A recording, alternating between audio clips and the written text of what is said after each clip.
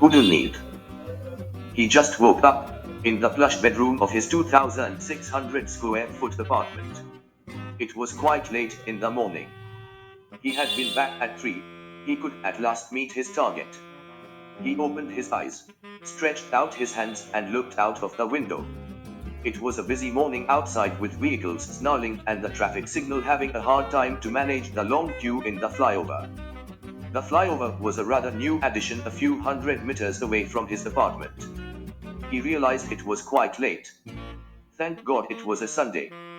He had worked very hard over the past 25 years, almost never taking an off at even weekends to reach where he was today. Yes, he was a controlling person and a workaholic. He made sure that there would be no surprise for him at work and in his personal space. He got up and brushed his teeth. His sea green dressing gown was kept there folded in its fixed place in his wardrobe.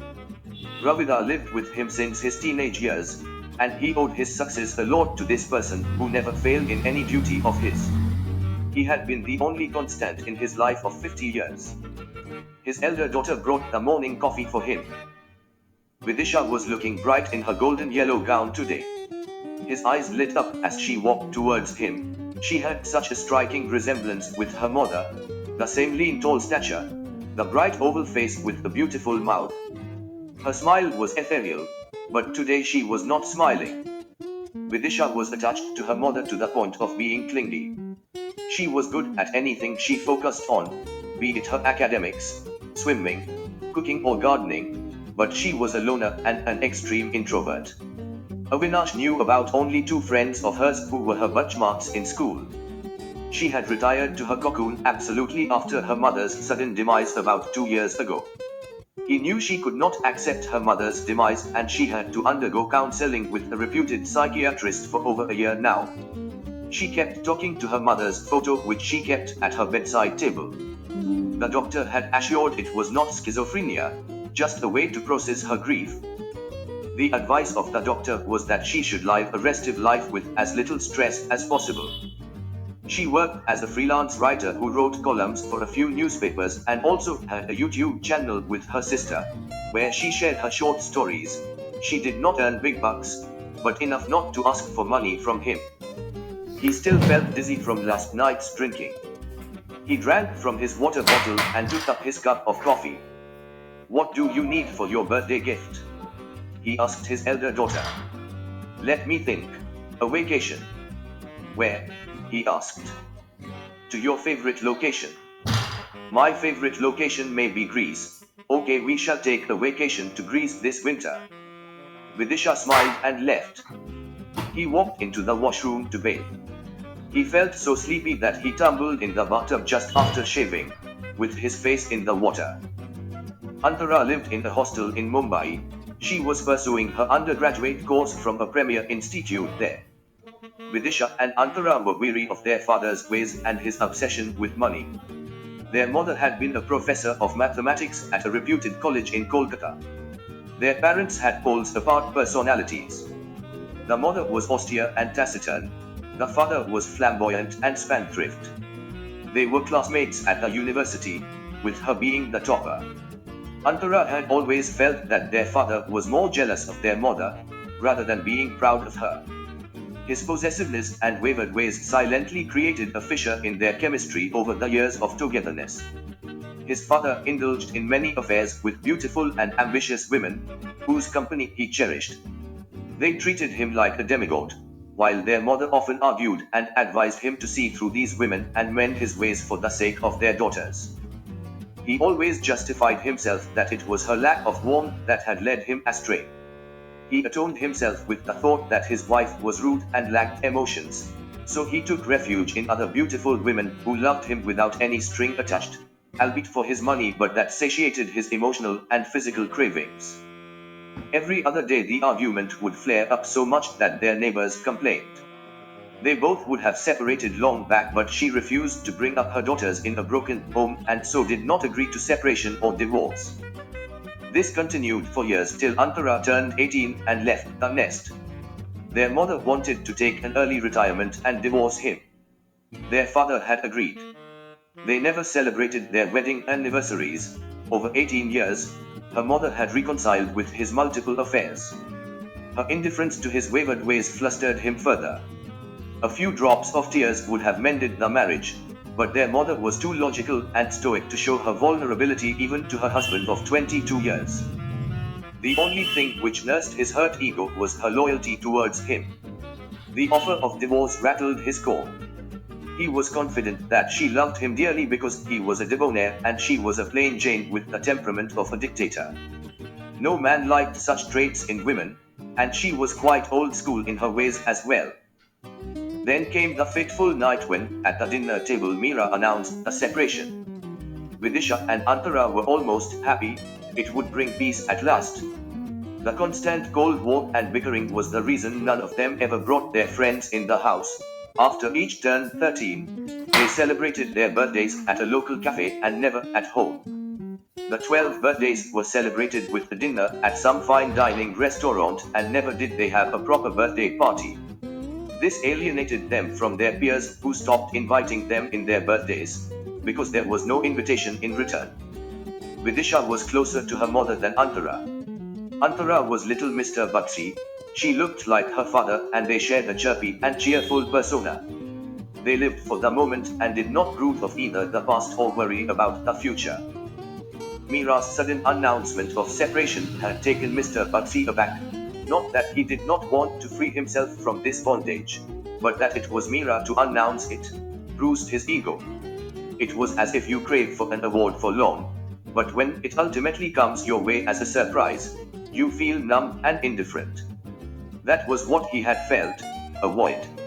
Added to this was the gossip doing the rounds that a certain Mr. Agarwal, who had been a NRI for over a decade, had come back to Kolkata and was showing much interest in Meera, almost stalking her, and one of Meera's closest friends, who despised Avinash, was playing Cupid. He had proposed one vacation together to wherever her mother wanted to go.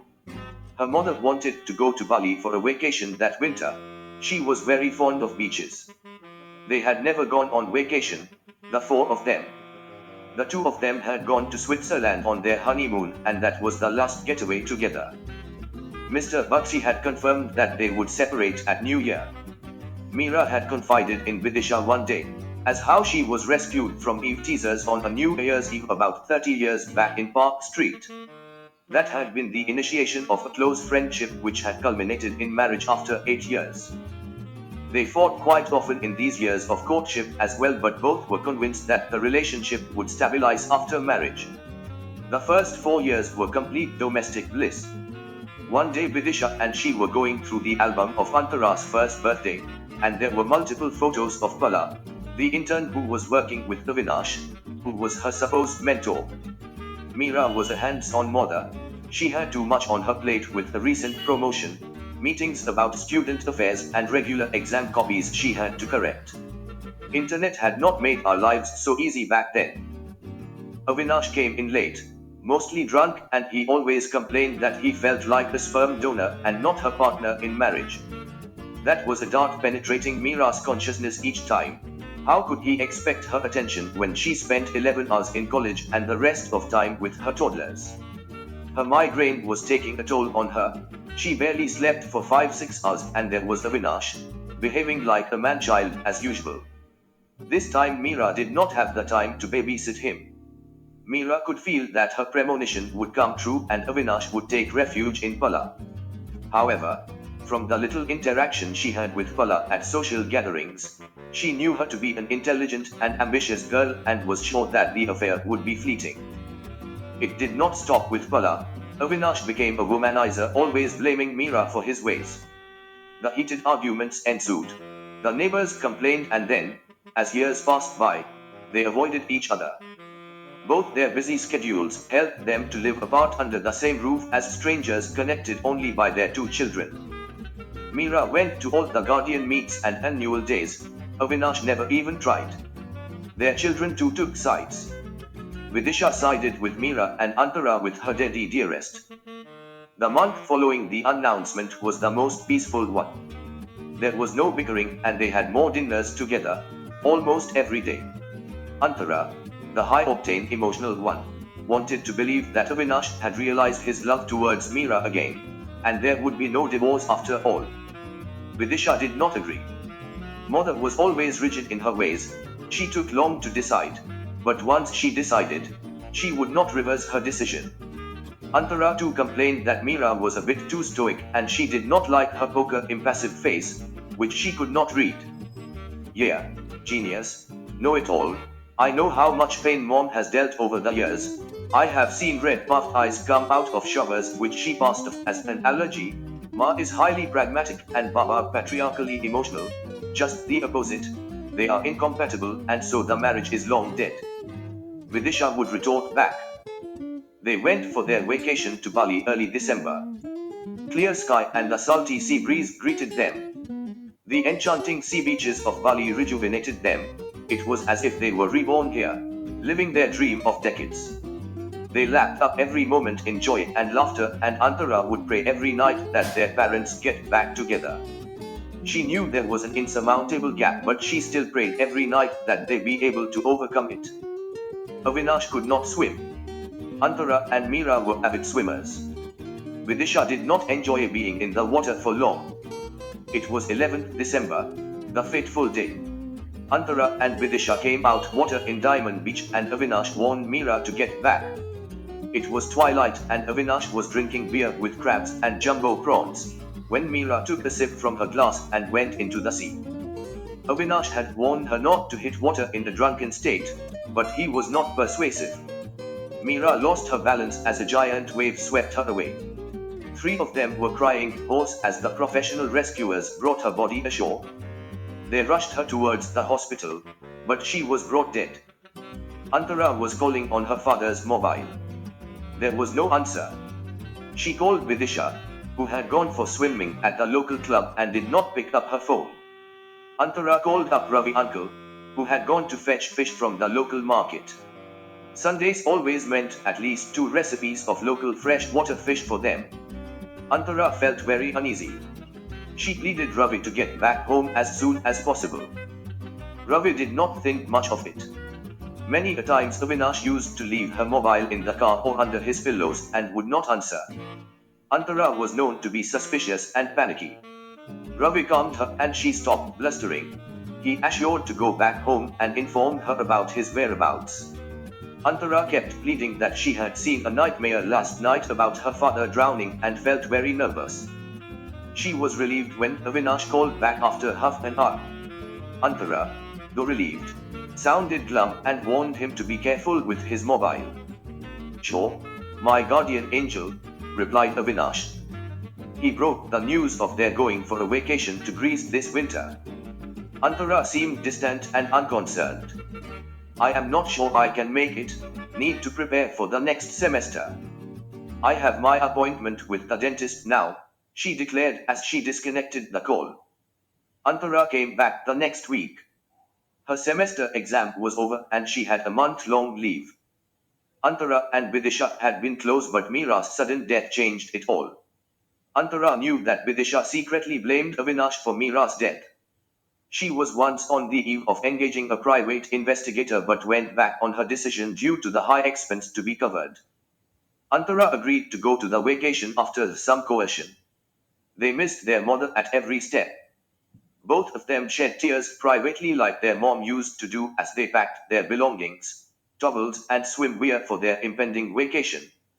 Vidisha insisted on carrying her mother's set of towels, which Antara found quirky but aligned with how Vidisha had turned into now. They had to board the flight to Athens from Mumbai. They were seated in the lounge at a coffee counter and discussing their trip over sandwich and coffee. Avinash could discern that the 2 sisters, who were otherwise thick, were being cold and distant to each other. Avinash suddenly saw an acquaintance and went to greet him and have a chat with him. A small notebook he always carried fell from his pocket. Antara picked it up and handed over to Vidisha. I think you need to have a look into it. I have already seen it. The writings are a bit cryptic, but I'm sure you should be able to decipher it. Why should I go through his personal notebook? Asked Vidisha, perturbed. To clear a few rotten ideas from your head, declared Antara. I do not have any rotten idea. I do not live in delusion, came Vidisha's reply. No one does. And you are not the only person who loved mom and misses her. We all do. Yeah, of course. That is why Baba had been drinking beer in front of Ma, knowing fully well she would feel the urge to have it, maybe reminiscing the days of their honeymoon. He should have stopped her. He did not, because his business had gone south and he did not want to contribute for her upkeep after the divorce. It was an accident. All your sessions with the psychiatrist has gone in vain, if you still hold your stupid opinion. Read this diary, go get rid of your crazy conclusions, which lead you to take revenge, to mix sleeping pills in Baba's coffee. What rubbish are you talking about? When did I mix sleeping pills in Baba's coffee? I never did that. I do not believe in stabbing anyone behind his back. If I ever find out that he was intentionally involved, I shall call the police. Why should I take law in my hands and ruin my life? Chuckled Vidisha. And I refuse to intrude into Baba's private life by reading his diary. I do not compromise on my values. And amazing that after so many years you are able to convince yourself that I am capable of murder, and that two of my fathers. You know, had that accident not happened, I would have won the bet, said Antara. Yes, I read Baba's notebook and I have no regret. If I had not, I would not have known how dearly he loved mom and how much he misses her. I do not believe in flimsy idealism. I think when anyone writes anything down, it is to be read by him or her or by people close to him or her. You, however, have a task at hand. You need to decrypt Baba's notebook in the next hour. I had taken less than 30 minutes to do that. Let's see who wins this challenge. Avinash Bakshi had come back by then and smirked as he understood that his notebook had been picked up. He played along, and they boarded their flight. Vidisha was able to decipher the crypt in no time. I, of course, got the clue from you, smiled Vidisha. Maybe after 2 years she regained herself. But so quick. The other I had received from mom long back. Vidisha sounded bubbly after long. I had to gauge that. Do you know why? I always noticed mom and Baba would not fight on 31st and 1st. I have noticed it over and over again, each year, and so I gauged it was an important date for them, but I still do not know why. Well, the importance is obvious, right? It's not their wedding anniversary, none of our birthdays. Then what is it? It's too simple, Watson. Vidisha's eyes twinkled as she smiled. Yes. I did not give it much thought. I think it is the anniversary of that day their friendship took off, right? Yes, it was 31st December about midnight, when Baba had saved mom from some ruffians in Park Street. Their friendship initiated from there.